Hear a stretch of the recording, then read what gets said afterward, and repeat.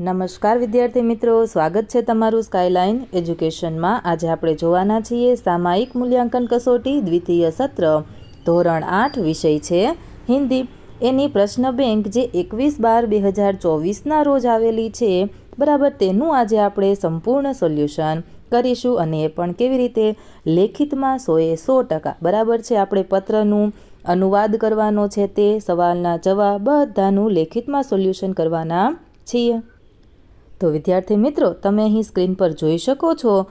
આ વિડીયોને તમારે અંત સુધી જોવાનો રહેશે, કારણ કે તમે અહીં જોઈ શકો છો આપણે બધા જ સવાલના જવાબ, ત્યાર પછી પ્રશ્ન બીજો, ત્યાર પછી પ્રશ્ન નંબર 3, એનું સોલ્યુશન તમે સ્ક્રીન પર જોઈ શકો છો બરાબર છે। આ પત્ર પણ અહીં આપેલા છે। એવી રીતે આપણે બધા જ પત્ર, ત્યારબાદ એની નીચે આપેલા અનુવાદ કરવાના જે પેરેગ્રાફ છે એ પણ તમે અહીં જોઈ શકો છો, અને છેલ્લે છે શબ્દકોશમાં ગોઠવવાનું બરાબર છે। ત્યાં સુધી આપણે આખા પેપરનું સોલ્યુશન જોવાના છીએ, તો વિડીયોને અંત સુધી જરૂરથી નિહાળજો। તમારા મિત્ર સાથે વોટ્સએપ પર આ વિડીયોની લિંકને તમે શેર કરી દો, જેના લીધે એને પણ આવું લેખિતમાં સોલ્યુશન છે એ મળી શકે। અને હા, તમારી શાળાનું નામ શું છે એ રેડ હાર્ટ સાથે અમને કમેન્ટ બોક્સની અંદર જરૂરથી જણાવજો। અને તમે જો ચેનલ પર નવા હોય તો ચેનલને સબસ્ક્રાઈબ કરી દેજો, જેના લીધે આવનારા તમામ વિડીયો સૌ પ્રથમ તમારા સુધી પહોંચી શકે। અને હા, આ PDF જો તમારે ડાઉનલોડ કરવી હોય તો આપણે કમેન્ટ કરવાનું રહેશે PDF બરાબર છે, એટલે તમને ત્યાં PDF ડાઉનલોડ કરવાની લિંક મળી જશે। શરૂઆત કરીએ પ્રશ્ન નંબર 1થી। એમાં આપણને કહ્યું છે પેરેગ્રાફ વાંચો અને એની નીચે આપેલા સવાલના જવાબ પેરેગ્રાફમાંથી શોધીને લખો। તો પહેલાં તો આપણે પેરેગ્રાફ નિરાતે વાંચી લઈશું, ત્યાર પછી એની નીચે આપેલા સવાલના જવાબ શોધી જઈ। તો પહેલું છે जिसका जन्म अभी अभी हुआ हो उसे क्या कहते हैं? તો જવાબમાં લખો नवजात शिशु। बीजू, राष्ट्र की प्रगति के सक्रिय योगदान कौन दे सकता है? तो शिक्षित मनुष्य।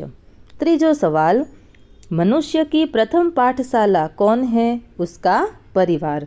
चौथू, सर्वांगीण विकास के लिए पाठशाला में किस प्रकार का प्रशिक्षण दिया जाता है? जवाब में लखो नृत्य, संगीत, खेलकूद एंड पुस्तकीय ज्ञान। पांचमो सवाल, देश का नाम स्वर्णाक्षरों में लिखवाने हेतु क्या करना चाहिए? तो આપણે જવાબમાં લખીએ चुनी हुई गतिविधियों में दक्षता प्राप्त करने के लिए दिन रात अथक परिश्रम करना चाहिए। ચાલો, ત્યાર પછીનો બીજો પેરેગ્રાફ છે, પહેલાં તો નિરાતે વાંચી લેવાનું, ત્યાર પછી એના સવાલના જવાબ આપણે લખીએ। તો સવાલ છે નદીઓ કા જલ निर्मल क्यों होना चाहिए? तो અહીં જવાબ લખેલો છે, तो इसे पीकर अपनी प्यास बुझा सके और इसका उपयोग खेती, नहाने धोने आदि में किया जा सके।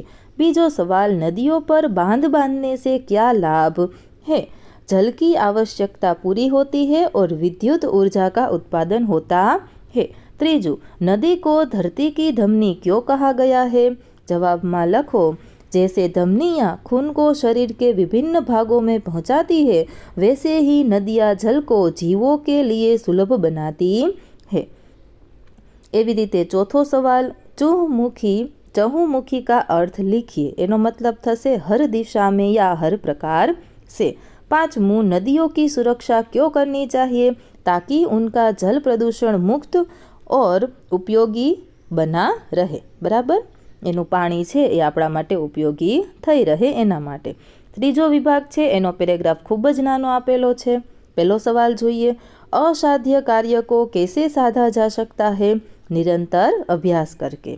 बीजो सवाल, निरंतर अभ्यास करके प्रचलित हुए 2 बालकों के नाम बताइए। तो ए छे अर्जुन अने एकलव्य। બંને કોના શિષ્ય હતા બરાબર, એ તમારે કમેન્ટ કરીને લખવાનું છે।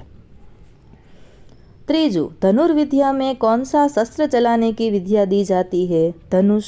चौथो सवाल, बुद्धिमान शब्द का विरोधी शब्द આપણે આ પરિચ્છેદમાંથી શોધીને લખવાનું છે, તો એ આવશે મંદ બુદ્ધિ। જો અહીં લખેલું છે ને એ પ્રમાણે લખવાનું। પાંચમું, वरदराज कैसे पंडित बना निरंतर अभ्यास करके। ओके, एना पछीनो पेरेग्राफ छे विभाग 4 नो।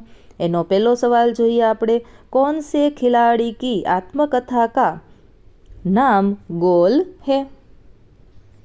जवाबमां आवशे मेजर ध्यानचंद की। ओके, एवी रीते 4 सवालना जवाब तमे स्क्रीन पर जोई शको छो। विडियो पॉज करी अने तमारे लखवानो। आ बीजा अने त्रीजानो जवाब छे, त्यार पछी चौथा अने पांचमानो जवाब।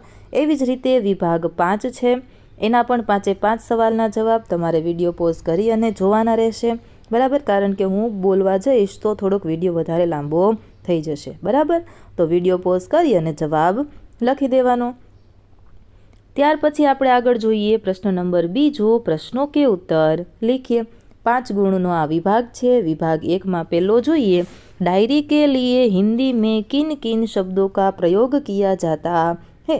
तो आपणे जवाबनी अंदर लखीशुं दैनंदिनी, रोजनामचा, आत्मलेख, वृत्तांतलेख। बराबर।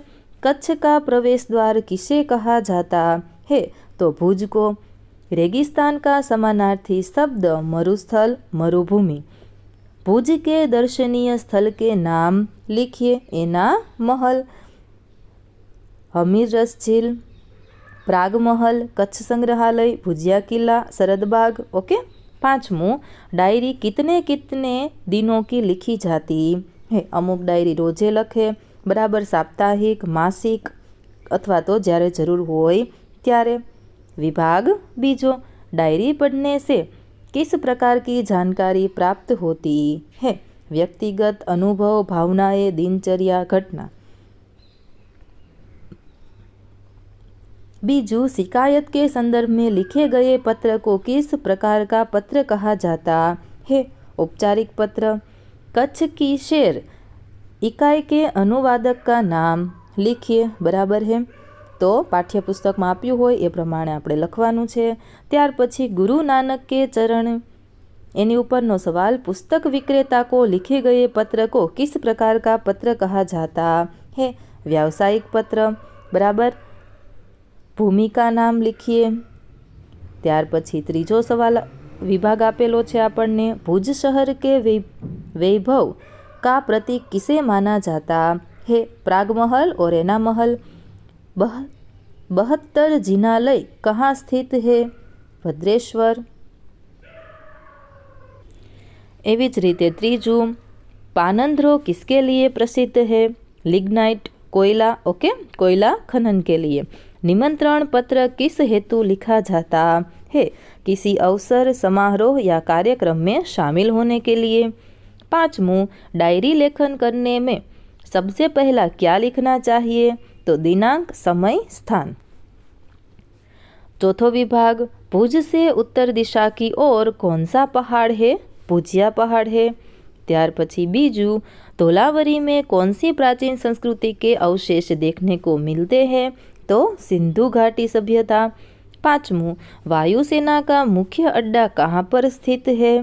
तो भुज। त्यार पछी 5मू, कच्छ को म्यूजियम क्यों कहा जाता है? क्योंकि यहाँ प्राचीन संस्कृति, कला, वास्तुकला और ऐतिहासिक स्थलों का खजाना है। 5मू, एमां पण 5 सवाल छे, पण जोई ज लईए। कच्छ यात्रा कहाँ पूर्ण होती है? कच्छ के रण में। बीजू, कच्छ की शेर इकाई के लेखक का नाम लिखिए। ए आपणे पाठमां आप्युं होय ए प्रमाणे लखवानुं छे। त्यार पछी निमंत्रण पत्र किसने किसको लिखा है? बराबर, ए आपणे पाठ अनुसार लखीशुं। चौथुं, पत्र के अंत में क्या लिखा जाता है? तो आपका शुभ चिंतक लिखा जाता है। आचार्य को संबोधन में क्या लिखा जाता है? तो आदरणीय आचार्य जी। आवुं आपणे लखीशुं। ओके, तो विद्यार्थी मित्रों, प्रश्न 2 जेने बधा ज सवालना जवाब लखाई गया होय, आवड़ी गया होय, ए फटाफट विडियोने लाइक करो। तमारा मित्र साथे वॉट्सएप पर आ विडियोनी लिंकने शेर करी अने चेनलने सब्सक्राइब करवानुं भूलशो नहीं, जेथी आवनारा तमाम विडियो सौ प्रथम तमारा सुधी पहोंची शके। हवे आवे छे पत्र। बराबर। तमारी शाळानुं नाम शुं छे ए कमेंट बॉक्सनी अंदर जरूरथी जणावजो अने आ विडियो तमने केवो लाग्यो ए पण જરૂરથી કમેન્ટ કરજો। જોઈએ આપણને કહ્યું છે સૂચના કે અનુસાર लिखिए, तो અહીં આપેલા છે पत्र। अपने जन्मदिन के अवसर पर उपस्थित रहने के लिए अपने मित्र को निमंत्रण पत्र लिखिए। तो ચાલો શરૂઆત કરીએ। બરાબર છે, તારીખ, સ્થળ એવું બધું તમારે પહેલાં લખવાનું છે। ત્યાર પછી પ્રિય મિત્ર, ત્યારબાદ એનું નામ લખવાનું।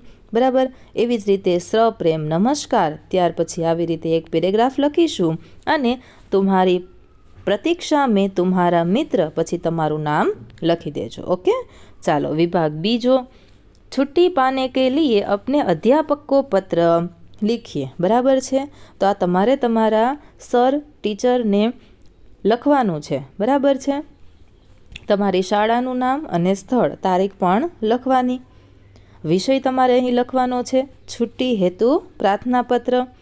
ઓકે, ત્યાર પછી આવી રીતે તમારે લખવાનો પેરેગ્રાફ, સવિનય નિવેદન હે કે મેં, તમારે તમારું નામ લખવાનું, કક્ષા જે ધોરણમાં ભણતા હોય તે।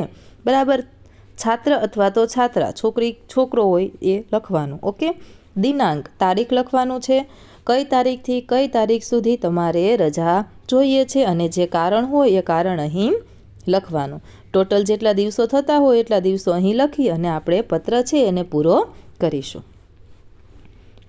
ત્રીજું છે गांव में फैली गंदगी दूर करने के लिए अधिकारी को पत्र लिखिए। ચાલો તો આપણે હવે અધિકારીને પત્ર લખીશું। ઓકે, ગામનું નામ ને બધું લખવાનું છે, તમારું નામ અને ગામનું નામ છેલ્લે લખી દેજો। ઓકે, ચાલો ચોથો વિભાગ છે खेल में असफल हुए अपने मित्र को पत्र लिखिए। तो प्रिय मित्र, એની ઉપર તમારે સ્થળ તારીખ તો લખવાની જ। ઓકે, ચાલો विभाग पांचवो, प्रवास में जाने की अनुमति पाने के लिए अपने पिता को पत्र लिखिए। तो અહીં સરસ મજાનો પત્ર લખેલો આપેલો છે। ઓકે, ત્યાર પછી આપણને આપેલું છે પ્રશ્ન નંબર 4માં કે માતૃભાષામાં અનુવાદ કરો। તો હિન્દીમાં આપણને પેરેગ્રાફ આપેલો છે, એને આપણે ગુજરાતીમાં ફેરવીશું। તો આજ તારીખ 10 ડિસેમ્બર 2024 રાત્રે ઊંઘ આવી રહી ન હતી। બરાબર છે, ત્યારથી લઈ અને નીકળી પડ્યા। ઓકે, જો અહીં નીકળ પડે આપ્યું છે। ઓકે, તો આ આપણને જવાબ મળી ગયો। એવી જ રીતે બીજા પેરેગ્રાફનું પણ ગુજરાતીમાં અનુવાદ કરવાનું છે, એ પણ આપણે સરસ મજાનું લખીને આપેલું છે। વિડીયો પોઝ કરો અને લખતા જાઓ। વિભાગ ત્રીજો, એમાં આપણને હિન્દીમાં અનુવાદ કરવાનું કહ્યું છે, તો આપણે એ પણ તમને સરસ મજાનું કરીને આપી દીધેલું છે। ચોથા વિભાગમાં પણ છે। બરાબર, હિન્દીમાં અનુવાદ કરવાનું, એના જવાબ તમે સ્ક્રીન પર જોઈ અને લખી શકો છો। પાંચમાનો પણ જવાબ આપણે અહીં લખેલો છે। ઓકે, ચાલો ત્યાર પછી આપણને આપ્યું છે દિए गए शब्दों को शब्दकोश के क्रम में लिखिए। ઓકે, તો આપણે અહીં જે વિભાગ 1 આપેલો છે એમાં પહેલું જોઈએ તો આપણને શું આપેલું છે, તો કે શબ્દકોશના ક્રમ અનુસાર પહેલાં આવશે અભિમાન, आहट, અંતરિક્ષ અને ત્યાર પછી આવશે ચંદ્ર। બરાબર, એવી જ રીતે તમે અહીં જોઈ શકો છો બીજામાં પણ આપણે એ જ અનુસાર શબ્દકોશ અનુસાર ગોઠવવાનું છે। ત્રીજું, ચોથું, પાંચમું બરાબર છે। જે તમને ના આવડે એ તમારે લાઈન કમેન્ટ બોક્સની અંદર લખી દેવાની છે, એ હું તમને ત્યાં જ જવાબમાં આપી દઈશ। ઓકે, તો એવી રીતે અહીં આપણને 5 વિભાગ આપેલા છે અને ખૂબ જ સરળ છે। તમારે તમારી બારકશ્રી અનુસાર જ ગોઠવવાના રહેશે। તો એ ખૂબ સરળ છે, તમે કમેન્ટ પણ કરી શકો। વિદ્યાર્થી મિત્રો, મળીએ આવતા વિડીયોની અંદર। આ વિડીયોને અંત સુધી જોવા માટે તમારો ખૂબ ખૂબ આભાર।